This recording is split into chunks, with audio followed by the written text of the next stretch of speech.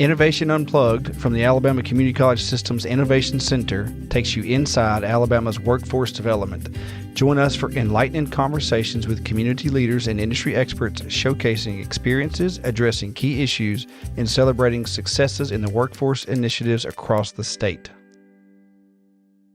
All right, welcome back to the Innovation Unplugged podcast, a production of the Innovation Center, part of the ACCS campus-wide. I am Houston Blackwood, Workforce Director for the Innovation Center, and I have with me Brandi Merrill, Director of Curriculum Design. You got it. I got it. And today, our special guest, super excited because it speaks to my heart and my background. We have Colby Wigley from Marshall County Schools Transportation. Colby, how are you? I'm doing pretty good, man. How about you? We're good. We are on podcast number four or five out of ever. So you're episode season one. Yeah, there's gonna be a lot of seasons, I'm sure, because we have a lot of interesting characters. But I called you yesterday because we planned so well. But I called you because you guys were an early adopter to our program, and I thought, man, this guy is as real as it gets, and he's doing the work over there. So I bet he'll jump in with us. And sure enough, you didn't even hesitate, which is par for the course of the Marshall County Schools. So tell us who you are, what you do, what makes Marshall County tick. All right. My name's Colby Wigley, transportation supervisor. Been doing this going on now 4 years. Marshall County is pretty unique. We have 4 feeder patterns ourselves, plus we have 4 other feeder patterns. Got Boaz City, Albertville City, Gunnersville City, and Arab City along with us. And we have Douglas, Asbury, Brindley Mountain, and DAR. So we have 8 high schools in Marshall County with us. So there's a lot of buses running around this place. So yep. That's a lot of kids. How many kids is that? We're bumping 3,000 a day ourselves. Wow. I know. I talked to Albertville City a couple of weeks ago, and by Albertville City by themselves is at 3,000 nearly. So I couldn't speak for the other 3, but just us alone, we're busing somewhere around 6,000. So between us two. So we a lot of moving parts, a lot of buses going everywhere, and we share another, like everywhere else. We have a lot of roads that one side of the road might be us, one side of the road might be Albertville, Boaz, you know. Real cut up. So is transportation the only thing that you do for Marshall County? That, and I'm on the student discipline committee. We host student hearings and stuff for, students that commit class 3 offenses in our handbook. That's probably a good pairing, isn't it? Like, kids in the school bus, and then, all right, I'll serve on this one because, Yep. He did it on my bus. Yeah, so right before we came on, we were talking about the videos and the cameras and what all they catch on a bus. And we're not going to go into details there, but that technology, and we'll talk a little bit about that. So what I really want to hear from you, man, is we started this ELDT theory 2 years ago, and the chancellor was like, hey, let's do CDL. And so we started that for like class A, and then immediately in looking at the curriculum, we realized that, holy cow, this is going to affect school bus. And being from K-12, I knew like, okay, well, that's a big deal. And because we weren't supposed to do this. We weren't supposed to have any say in this because the colleges are already running, CDO programs. And so we came up with an idea, and our first call was to Chad Carpenter and Billy Holland at the state. Like, hey guys, what are y'all doing for this? Because if they had something, we weren't going to spend time on it. And they're like, well, we have some ideas, but we don't have a concrete thing because we have so many, so, okay. And I said, well, let us play. And so we came in. So tell us, when did you come into this process? Or when did you first hear about Skills for Success? And what did that look like for you just as an option? Sure. Well, I'll go way back before that. I was at a trainer recertification class with Billy over at Priceville, and he had brought it up with us about, hey, this is going to be coming down the pipe. He just briefly mentioned it, and I think this was way before y'all got involved. And immediately I was, thinking, man, how are we going to tackle this? Because there was a lot of conversations about how each individual, there was probably 15 to 20 school systems represented right there in that one little room. And, Wow. the conversations we was having was, how can we tackle this? As each, pretty much at first we was told, hey, y'all are going to have some freedom here to, like handle this, however, as long as y'all's curriculum works for y'all, you can. And so immediately, like I said, everybody in the room's like, oh, this is not going to, this is not going to end well. Yeah. Yeah. So, well, your first thought's like, okay, well, now that they've piled this on us, we can, everybody's going to be different. Where's the structure at? I'm a big structure guy. I can't, I got to have, we all need to be held to the same standard, doing the same thing.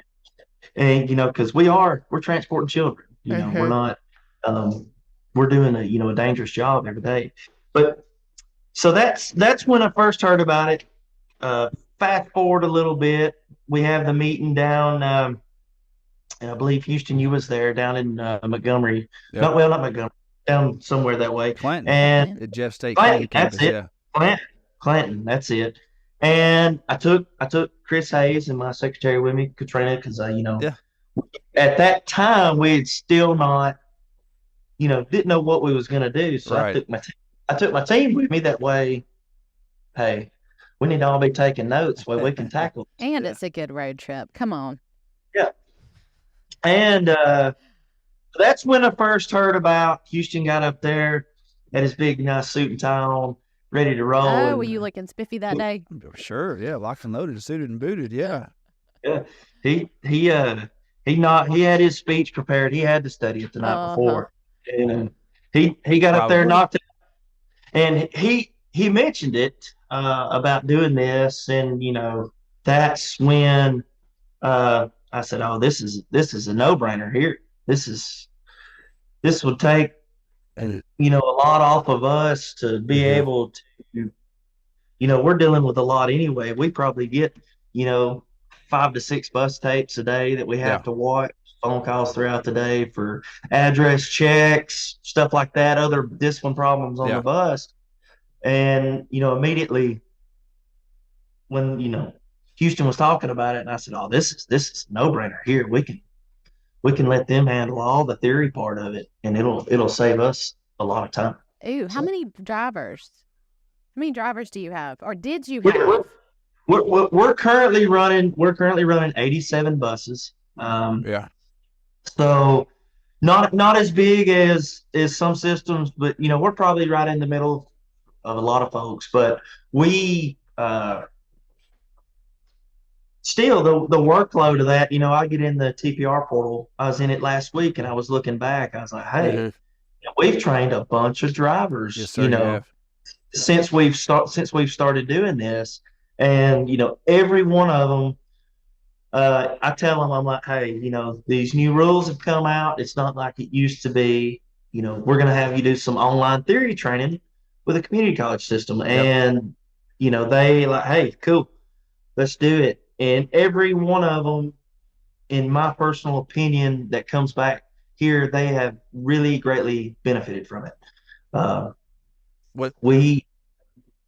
There are over 70 modules if you're a brand new driver and you get Class B passenger school bus, all 3 license and endorsements, there's over 70 modules, and that's required from the feds. And so hearing you say that about all the other things you're doing in routes and videos and whatever,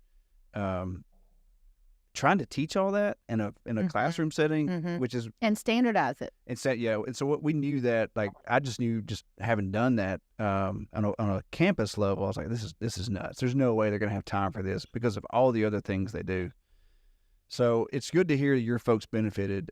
Tell me more. Yeah. So they get back, and we'll get them back from from y'all's program, and they come to us, ready to drive. Of course, well, I'll get the email, and most of the time, the prospective driver will call, hey, I've completed all the modules. Yeah. Of course, I get an email, saying, hey, they finished, so I know we're ready to roll. We get them in here, and they're spouting off stuff, left and right. That's normally, a couple of years ago, I was having to, I'm explaining all this to them, telling it to them, and now I'm riding the bus with them. They're telling it to me. Yeah. So That's great. it's awesome. It is. What's good about that process, and I think y'all do this too, like you send them for their permit before Yes, sir.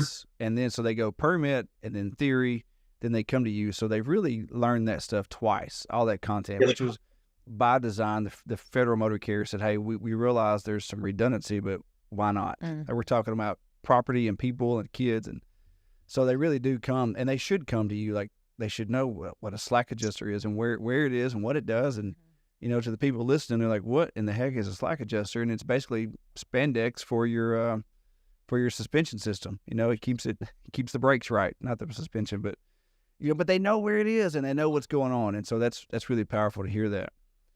Right. Yeah.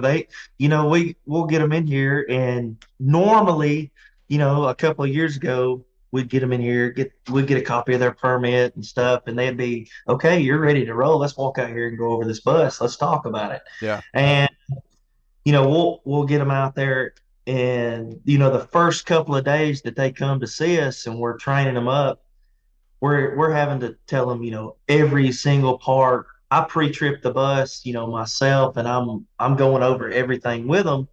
And now, it's cut our training time in half, as far as me having to do a lot of talking. Nice. They come to us, they start spitting stuff out just left and right, and it's so good to hear. So let me ask you a question. So if you had somebody in your community and they came to you and said, hey, Colby, I want to drive a bus for you, what is your answer to them in terms of, how do you onboard them, and how easy is it to get them in the course? And then what does the course look like to somebody who, I don't know, who wants to drive a bus? Does it speak to what the job is, what the role is, what the impact is, and all of those things? Sure. So if somebody comes to me, and of course I've had people that I know personally have come to me wanting to drive. First thing I tell them, all right, let's get you a book where you can start studying to get your permit. First thing, we let them get their permit, and then we send them for a background check. Because obviously, without those two things, if you don't have those two things, we can't go any further with you. And I go ahead and recommend them getting a physical. Because really, that's your three main things. You have to have a permit, background check, and a physical. And without those, we can't do nothing with you, unfortunately. Yeah. So we have a packet typed up. It's a step-by-step list on there. I recommend everybody just come see me up at the office, or I meet them somewhere after work or something like that, and drop a packet off to them, and I explain it all to them. Once they get their permit and stuff, they'll text me, call me, something, most of the time they'll swing by and they'll say, hey, ready to roll. Yeah. For that online course. Because obviously I've done mention to them about the online theory training and all that. So we get them in here, and to upload them in the online theory training, super easy. I have the form saved as a shortcut on my phone. It's a Monday form. Ah, nice. Yep. Monday form. I don't think I've seen that one. It's saved on my phone. I can enroll somebody, I can type their information in standing out in the middle of the road if I want to. Nice. So yeah, that's how we do it, and very easy. Email, driver's license number, name, and that's it. Yeah, that was an evolution. So there was a time when you had to email all that. Yeah, and man, it was okay. And that was that first summer. So the Betty Rebel days. Oh man, March and from March 22 all the way through September, October of 22. And so we pitched that online form. It's good to hear that works for you. Now, I'm glad that you use it on your mobile and from your desktop, I'm sure. Because what happens on our end, so you fill that out, I get an email and said, hey, Colby Wigley's referred Bob. And so I go in and I make sure that all the information is there, which it is because it's required in the form. And then I just forward it or move it in our Monday.com, which Brandi created our whole system. But I move it and then it goes to Sandy, who then gets notifications that Sandy, here's Bob from Marshall County. She sends them the link based on the course you requested, Class B passenger school bus or P&S or just S. And then it's game on, and it's just an automatic system. So it's really good to hear that feedback from you that it flows that well. Let's talk about so these people are getting a Class B license, like a sure enough CDL license, legit, employable. What's that like for them in terms of cost savings? Because in Marshall County, like a lot of places in Alabama, it's a rural area, and not everybody's making six figures. Yeah. Some people aren't making, 5 figures in their jobs. And what's it like for them to be able to get this, have this training opportunity at no cost? Sure. I do explain that to everybody when they come in. That's part of the conversation that we have with them. They come in, I tell them, hey, you are going to be a licensed Class B driver. You can, you get off your school bus today, you can go hop in a dump truck and hammer down. You're a commercial driver, and the cost of all these classes around for that. And me and Houston has talked about it before.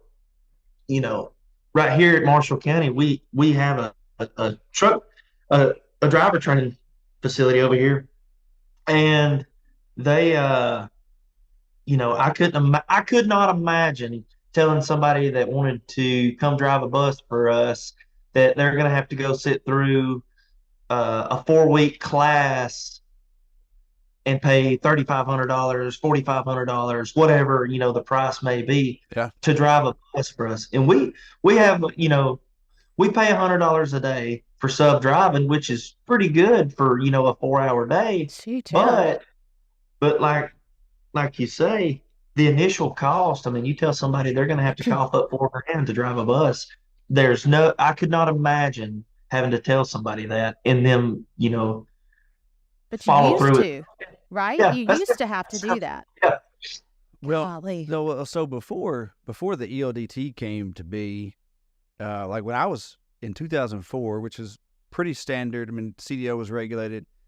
I got an offer to teach at Tuscaloosa Middle School, and they said, "Hey, we'll hire you, but you've got to get your bus license." Okay, so no problem. So I went down, took my permit, got the drug screen and the physical, and they trained me for like 3 days at the Tuscaloosa bus yard, and then there's a 3-day state class.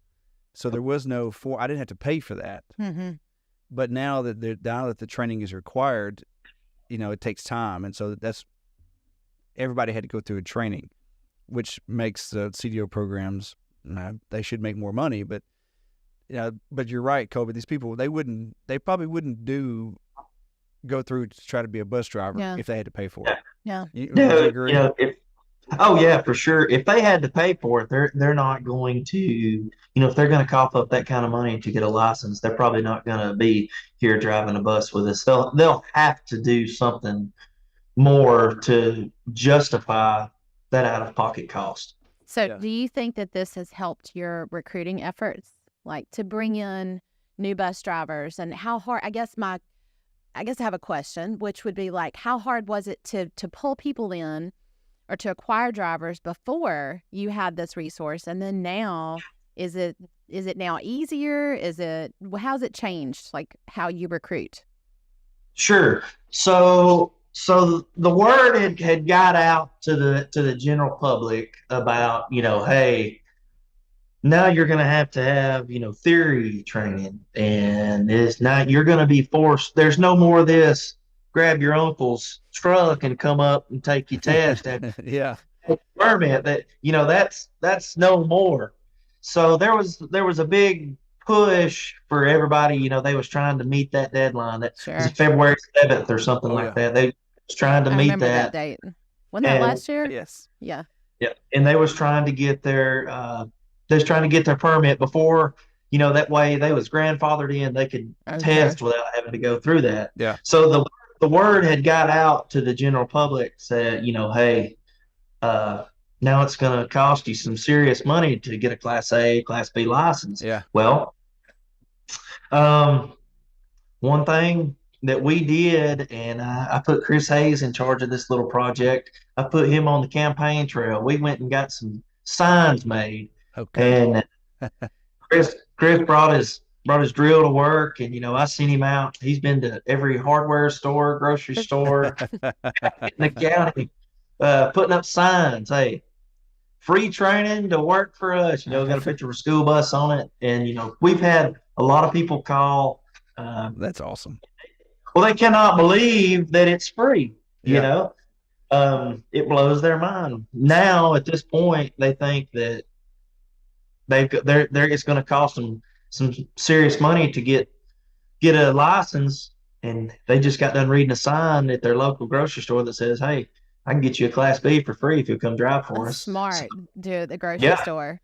Yeah, Lawrence County has a sign up on, and their transportation department is right on 157, which goes from Coleman to Florence, and it says part-time work, full-time benefits. It's huge, like a huge banner. It's probably 20 feet long, and got a school bus on there. It gets my attention every time, and and we've stolen that quite a few times. What don't mean the sign you stole? You stole the idea. Yeah, we've shared their slogan. We don't, we work for the college system. We don't rip off and duplicate anything. So, question, Colby. So you need to clarify. Yeah, we are not thieves. We do work for the government, but we're not thieves. So, how many of your folks actually take that Class B license and go do other work? Do you know? Is that something you can track? We don't really keep up with it as far as, have a for sure number on a piece of paper that do that. But now I will tell you the amount of people that stop by here at the office to ask if we would have any drivers interested in driving a dump truck during the day or something. These employers in our area, they're like, hey, if you have anybody interested in driving during the day, we'll gladly work around their school bus schedule, which to me is awesome because I never even thought about people just stopping in and saying, hey, and then there's a tentacle I never even considered. Well, see, so I did. Of course. No, not because of course, but okay, so before this job, Colby, I worked at Calhoun in the workforce department, so we were always working angles to get folks hired. But also knowing the schedule of bus drivers, I mean, they get there, 6:30, and they're done by 8:15 in the morning, and they're not back till 1:30 or 2, depending on their system's preference. Like, they have all that time, and most of them cut yards or whatever, they do stuff. But when this came around, I thought, okay, well, this could make the school system a hub for community training, adult ed training, typically adult ed, so that these people could come and get this training for free, but then also get a job. They get benefits at the school for driving, and then they go get a job at Bobby's dump truck service, making $20 an hour, and they do that. And in the summertime, they get all that time, and just that there's so much time they get to drive. And I'm just curious how much and no one tracks it around the state. I've asked this question a bunch. No one tracks that, but I just, from your gut feeling, but hearing you say that these companies are coming and doing that. Here's another scenario in your area. This would apply. The Huntsville, there's a Capital Trailways or Colonial Trailways charter bus, and we've tried for a year now to recruit into their program, so your bus drivers could work on the weekends, driving those long charter bus trips because they've got the Class B passenger, and they just have to go through some little onboarding training with Capital or Colonial. Yeah, it'd be a perfect merge. How far are you from Huntsville, in Marshall County? It would take, depending on what parts you want to go, 45 minutes, especially, here, the Grand area, those folks can be in Huntsville in, 25 minutes, depending on what part. So, it's not really I drive 25 minutes to work, Sure. So it could be an easy commute for them to Huntsville, and even Gadsden, Asbury community and Douglas community, it's about a 35-minute drive to Gadsden. That So makes so much sense, because even when we were filming for Passenger Bus, knew those folks because they actually had just gotten off of taking my daughter on choir tour. Yeah. And so here you've got somebody who's interested in working with kids, is already kind of predisposed to want to do that kind of work, and then, turn around and as an added benefit could have an additional kind of side hustle, which is, really popular right now. Is to have an additional job where they could kind of extend what they enjoy over into another career field. Yeah. Plus the benefits. That was something you brought up a minute ago. This is not just hey, go to work for a couple of hours. I mean, these folks are getting state benefits with you all, right? yes. Oh, yes. They're getting retirement insurance. Yep. Options for dental and vision. I mean, that's awesome. For what's classified as a 4-hour workday, that's pretty good benefits. Yeah. So I think we had a press conference or something at Pelham at the launch of the school bus, and there was a guy there who talked about how impactful that was to him, that he was wanting insurance, needing insurance for his family, and this afforded him that opportunity. In that case, his wife quit. They had their first child, and his wife quit to be a stay-at-home mom, and he got a job driving a bus. He was a handyman too, a contractor. Yeah. So he drove the bus, worked it around all his projects around that schedule, so that she could stay at home. Yeah. Because she had the benefits before. I think she was a teacher or something. I think you're right. Yeah, that's and that's something, we all know that, but I don't know how much the public knows that, and I think all the time, like, man, if I was retired, and it's probably what I'm gonna do when I retire, because you don't, it doesn't pay, what a state retiree can make. It doesn't exceed that, but it's also fun. So, Colby, tell me, and I preface the question with this: when I was a principal, and a coach, I loved driving the bus. Like, it was a highlight of my day. When Mr. Burgess would call me at 4:00, I didn't like that part, but he's like, hey, I got the gout. I can't drive, It's like, okay, man, it's 4 degrees outside. It's 4 a.m. Thank you. But once I got that bus warmed up and I got to that first stop, man, it was the best part of my day. Why do you say that? Well, because, I worked in a county, but not too different than Marshall County. It was a county district, and you go some places and you see some things. Yeah. You see some kids, you see where they come from. And so I'd pick them up at their house and drive them to school, and then I would see them in the day, and I would know where they came from. I would see what their day is like, and then in some cases I took them home. And you just know different things now. Mm-hmm. You know more about what makes that child tick, and I wonder what that's like for you. How often do you drive, and do you I don't know, what's that experience like for you and for Chris? When I first started doing this, and I got Chris Hayes his license, we was driving every day.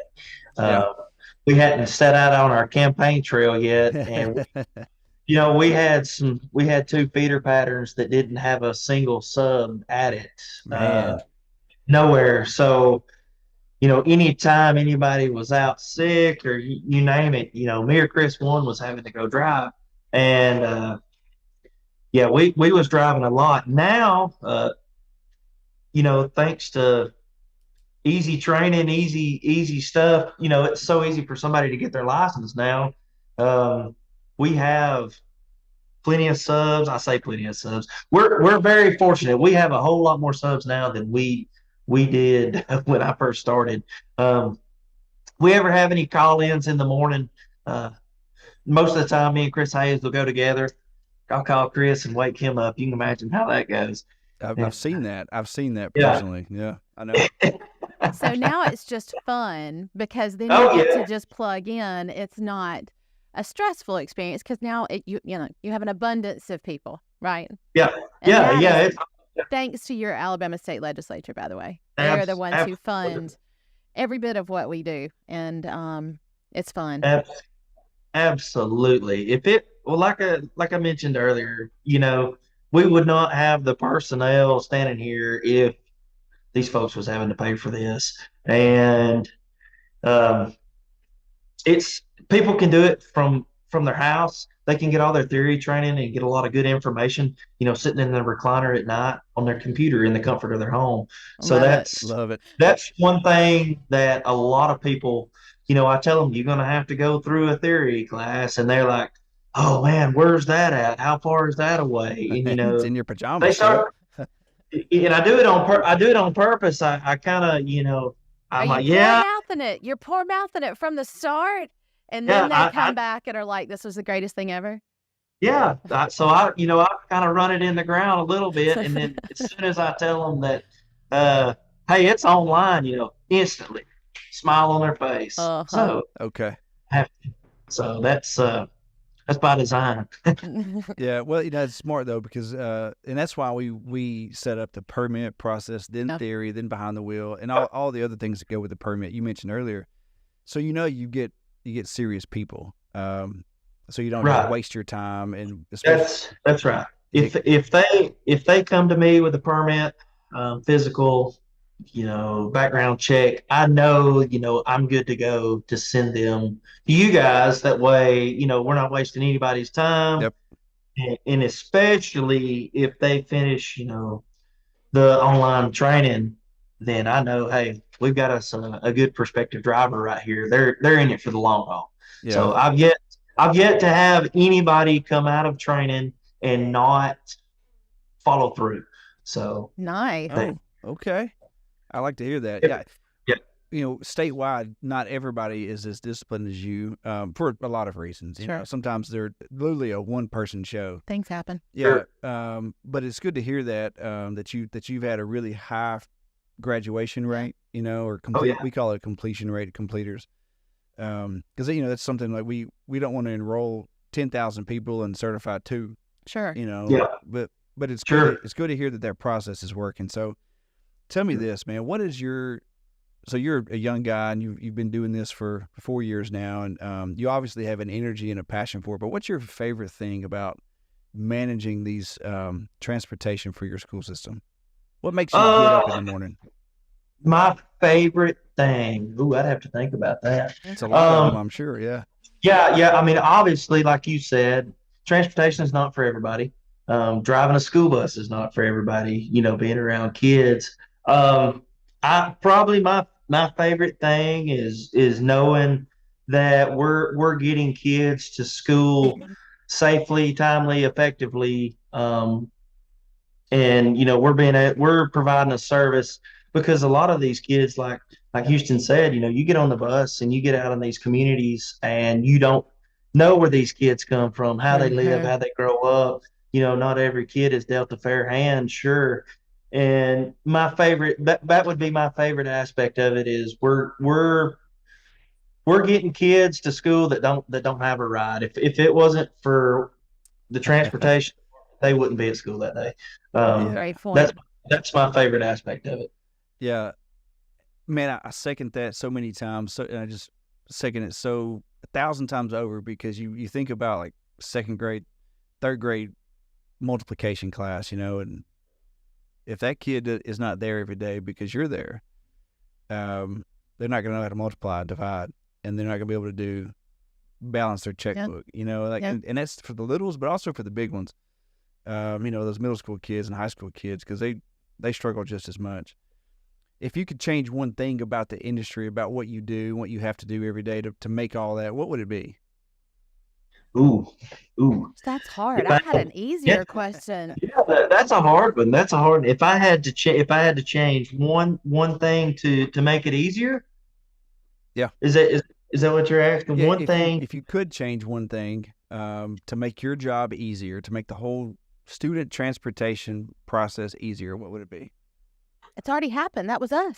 Okay, I'm just kidding. I didn't mean to steal your thunder, Colby. Just in terms of just getting the bus to the county ownership, getting a driver, all the things you have to do. What would be the one thing you would do to change your industry to make it easier? Man, that's a tough one, because I mean, we, everything that's we follow, is pretty cut and dry. We got some good folks at the state. We get very good guidance from them. Every time I have a question, or if I need to call any of them, man, they're shoot, they're right there. They got their cell phone on them. I can text you, man. I really don't know of one thing, to be honest, That's good. that just, I cannot think of just one thing that is What if you just never had a broken part on a bus, or never never. had to? Yeah, that would be good. Yeah. If everything was 100%, we didn't have to buy tires. That would be great. There you go. There you go. And what do they call But never flat tires or something? yeah, no flat tires. That would be awesome. All right. We So changed. as the curriculum person side of the house, I do have a question. So in the course, we have one of these fabulous folks that we captured, and she or he, I can't remember who, talks about how just meaningful it is for them to drive every day, because they get to kind of back to what you were saying about how you get to see where kids live and what their experiences are. And basically was saying how they get to pour into these kids before they ever get to school. So they kind of make their day before they ever, get dropped off. And then if they had a bad day, then, they get in the bus and they get to, maybe turn that kid's day around or whatever. What are some of those, I don't know, what are some of those experiences for you, or what have you heard inside the course that makes this course different for people? It's not just, when we always talk about courses, people think about like, I don't know, a PowerPoint and kind of that traditional sense of teaching. We've all sat through it. I mean, that's, it's the way the world works. But this course is really different in that you get to hear from folks who are actually doing the job, and all of those like nuggets of goodness that, you don't necessarily hear or read or see or whatever in any other type of traditional course. So what are some things that you have heard about this course that, maybe we don't know? Maybe somebody said, man, this was really cool that this course did blank. Not that, I know they get to take it in their recliner, and I know they can take it out of a tree stand, and I know that they can take it in the carpool line. I know all of those things, but what are some of those other things that you've heard about how, I don't know, anything in this course that you've heard from feedback from folks? That's a standard question from Brandi. It has 47 parts, and it took 5 minutes, but I'm sitting here analyzing. But I gave him time to think about what his answer was. I don't know if you did. I absolutely did. Go ahead, Colby. Probably the best thing about it that I have heard, me personally, folks have told me, is the wealth of information that they can get out of this course, because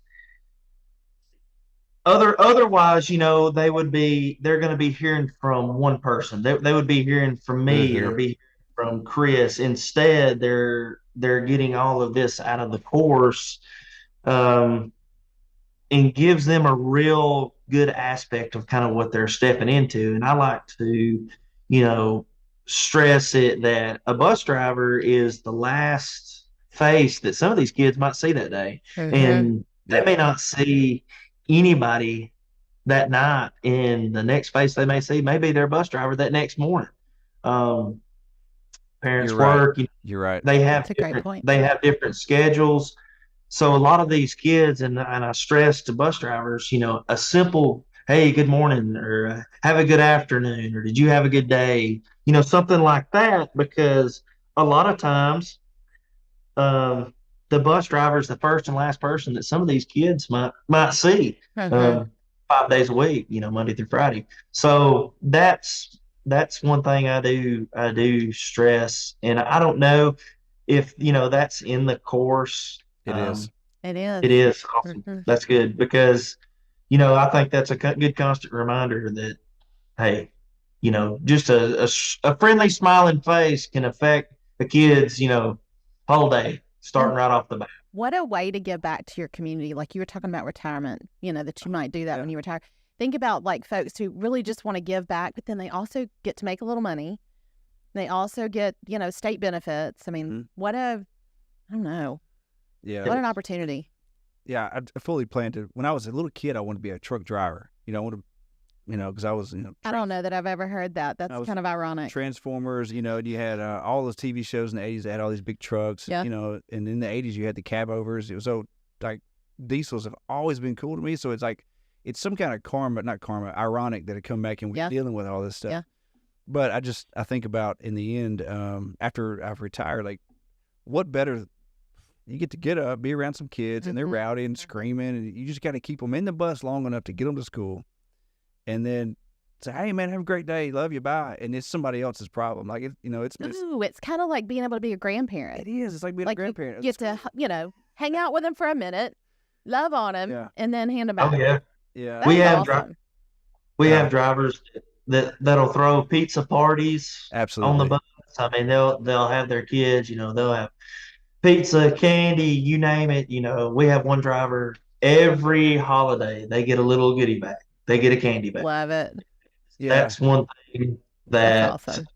I really enjoy seeing is that she's been driving for 36 years. Yeah. So good grief. Yep. Yeah, she's been driving for Marshall County 36 years, and every holiday, every special occasion, they get a goodie bag, and then we have the end of the year, we'll have drivers, they'll have stuff for their kids, and I mean that's one of my favorite things to see is that. Oh, I will never forget O.C. Calvert.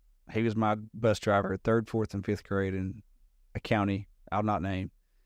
He did not do that, and not the OG, but the OC did not do that. He did not do that. And so I remember when I got to be a teacher and a coach and a principal, I was like, oh, okay, I'm going to be nice to these kids. I didn't know I'd enjoy it so much, but it's just one of those fun things.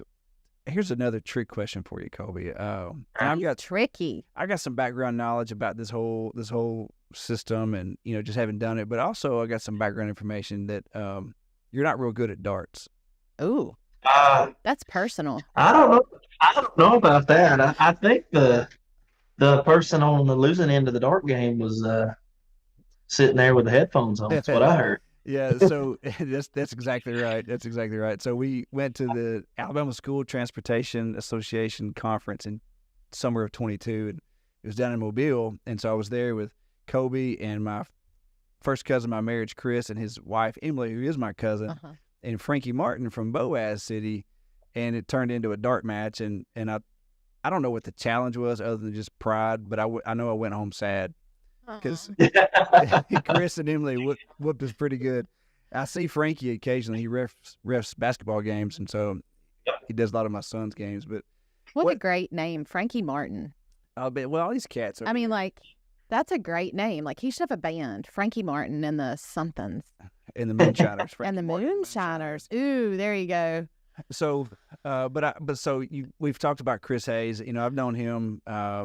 So my cousin Emily, we're the same age. We graduated the same year. So I've known Chris probably about as long as I've known anybody. I don't know, at least 20 years. So, and he's a hilarious guy, just salt of the earth. Literally would kind of literally give you the shirt off his back. Mm-hmm. What's it like for y'all? Do y'all have fun at work? Like, what do y'all do to make the day fun? Because some of the stuff you have to deal with is not fun. We have a ball at work. We have an awesome time. I couldn't imagine not having Chris Hayes. Man, he's a go-getter. Like you said, he gets after it. Anything and everything that needs done. Yeah, Chris, he gets phone calls from people all over the county for bus takes, moving stuff, going to get stuff. I mean, he's just every time it's yep, I'll handle it, no problem. Yeah, love it. Yeah, that makes it easy to come to work when you got somebody that helps you out and can do stuff. I can call him at 5 a.m. We have a driver. All right, I'll meet you there. That's it. And, all right. We know how that is. We've got a good team too. It does. It makes it for a fun work environment. Oh yeah. Where do you see this? And back to serious note, I just love Chris and Emily, man, and she works for y'all too. Like, she works in the system office, central office. Where do you see school transportation going? We've got electric buses around. You've got all these safety issues, and just the world's a crazy place. And where do you see school student transportation going in the next 5 or 10 years? Like, what's the big change coming? It's definitely not going anywhere for us. As far as the electric buses go, we're pretty rural, so I don't really know how. Of course, there's been conversations with the bus dealer about it. Yeah. About having electric buses, but we're pretty rural, and I don't know if that would be a good fit for us at all. I know a couple of city systems close to us are getting them, and I guess we're probably gonna let them play be the guinea pigs.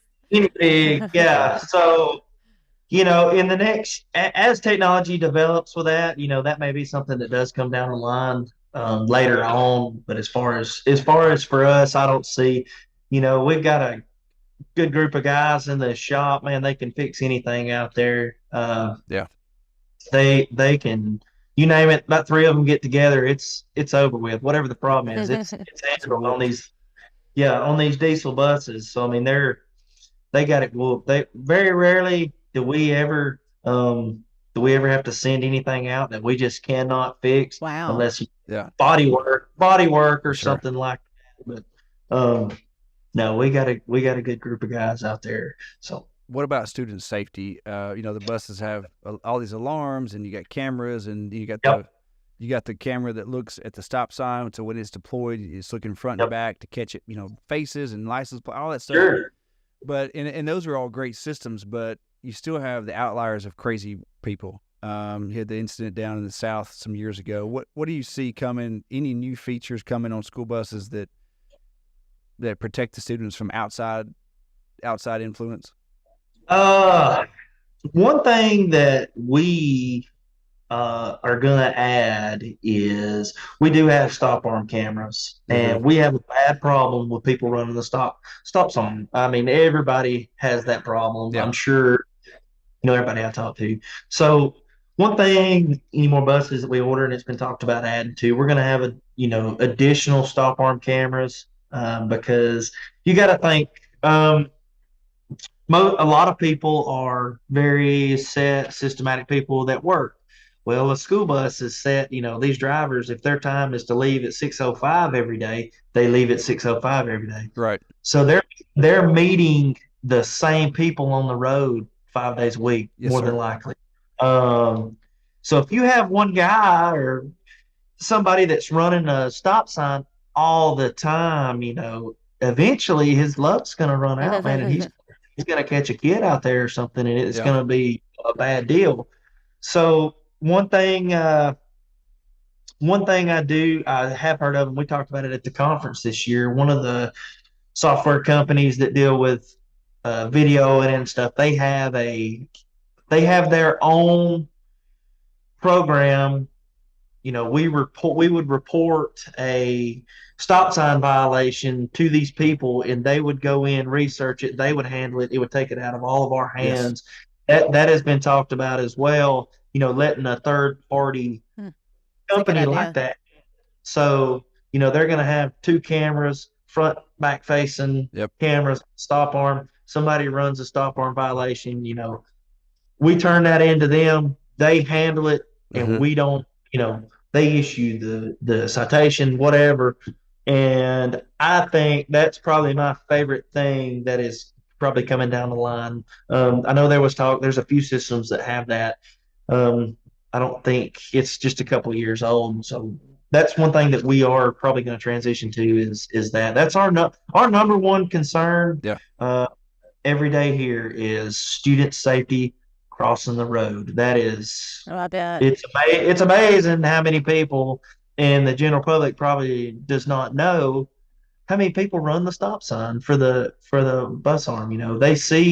They may see the kids have already crossed, and they may be getting on the bus with they run it anyway, but their attention is to stand and they're watching 2 kids getting on the bus. They say, oh, there's 2 going up the steps right now. They're not even paying attention to the younger brother that's coming out of the driveway or something. And that's one thing that really plagues us is stop sign violation. Yeah, Morgan County, when I drove there, we had that, and basically when the stop arm comes out, there's a button, and when you see somebody do that, you hit the button, and it automatically tags before and after a certain amount of time, and it captures the video, and of course you can pull still images. It is really an amazing safety feature, and you can't stop the car, but man, you can certainly prosecute them and give them a ticket, and that's a hefty fine. Yeah, and it gets their attention, like all things. I wish it was immediate. Yeah, it's immediate feedback. It is. Well, I've given some immediate feedback when I was a driver. If they saw it or not, I don't know, but it's one thing. So, Colby, we like to tidy these things up. We always like to give a parting thoughts or parting shots to you guys because you took time out of your day to be with us. So, we got about 2 minutes, man. What was any other points or thoughts or good jokes? Things you want people to know? Oh, mate. I could probably get Chris Hayes to come in here and tell you a joke, but you may not want to hear it. This is for public broadcasting, so no. But it is unfiltered. Oh, yeah. No, I mean, we need more bus drivers. So if it's public broadcast, hey, we can take the opportunity to recruit some more drivers. Anybody that's listening, go help out your local school system. We're always looking for drivers to, whether it's if you don't want to drive a route, a school system would still take you to drive a ball game or absolutely take the band somewhere. Not everybody has to drive a route. If I would take somebody today if they come in and told me, said, hey, I don't really want to drive a route, but I'll drive every basketball team you got to wherever. That bring them on, we'll take them. Well, this is going to release, we're editing these through the end of the month, and we're going to start releasing them in January. And you're number 4, so you're probably going to come out January, February, which is about the start of recruiting season. Yeah, or, for a bus driver, end of the year kind of stuff. So we'll let you know when it's going live, and you can have a copy to share. But we always will tag you guys, Marshall County Schools. So, man, we appreciate your time. I know you have 1,000 things to do over there at Marshall County School. We just appreciate you. You've been with us from the start, and you've always been an easy customer. So we're thankful for you.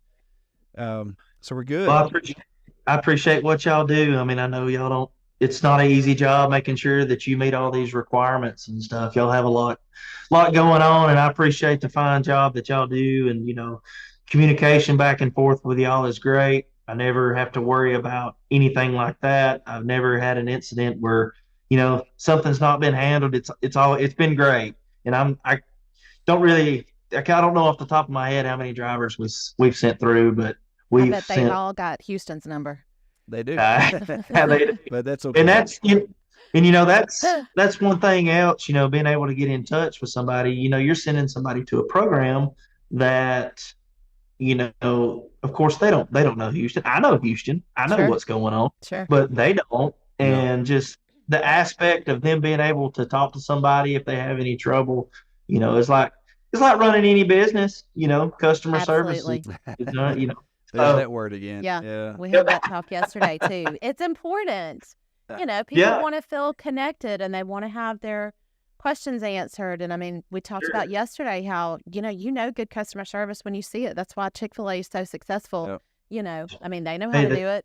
And when you've had the Chick-fil-A in Gunnersville is wrapped around the building right now, I'm sure. So. And it's a lot because what they say, it's God's chicken, but it's not just that, it's that good customer service. And so anyway, we try to be good stewards of our time and resources and that kind of thing and really bring good customer service to everybody we come in contact with. So thank you for that feedback. I know Houston's phone stays burned up all the time, but I can only imagine. It's worth it. Good stuff, yeah.